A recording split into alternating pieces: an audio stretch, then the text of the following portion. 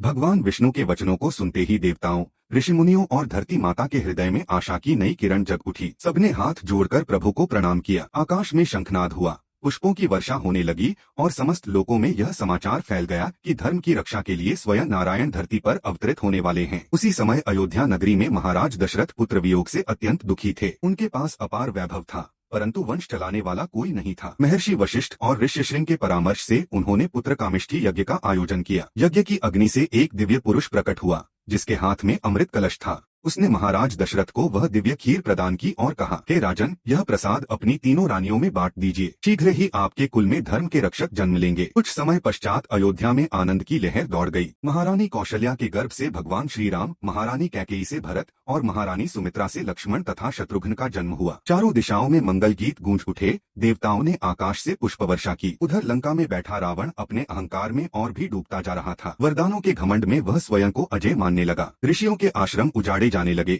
यज्ञ भंग किए जाने लगे और धरती माता कराह उठी। रावण को यह आभास भी नहीं था कि जिस मनुष्य को उसने तुच्छ समझा वही उसके विनाश का कारण बनने वाला है। बालक राम बचपन से ही अद्भुत गुणों से युक्त थे। उनकी आंखों में करुणा थी। लक्ष्मण सदा उनकी सेवा में तत्पर रहते। जैसे जैसे समय बीतता गया, श्री राम का तेज सूर्य के समान बढ़ता गया। एक दिन महर्षि विश्वामित्र अयोध्या पहुंचे। उन्होंने महाराज दशरथ से यज्ञों की रक्षा के लिए श्री राम और लक्ष्मण को मांगा। माता पिता के हृदय कांप उठे, परंतु धर्म के पथ पर चलने वाले दशरथ ने प्रभु की लीला समझकर उन्हें जाने की अनुमति दी। यहीं से आरंभ होती है उस महासंग्राम की तैयारी, जहां धर्म और अधर्म आमने सामने आने वाले थे और जहां यह सिद्ध होने वाला था कि अहंकार चाहे कितना ही बड़ा क्यों न हो, पर अंत में विजय सदा सत्य और धर्म की ही होती है। इसके आगे क्या हुआ देखने के लिए चैनल को सब्सक्राइब करें और जय श्री राम कमेंट में लिखे। धन्यवाद।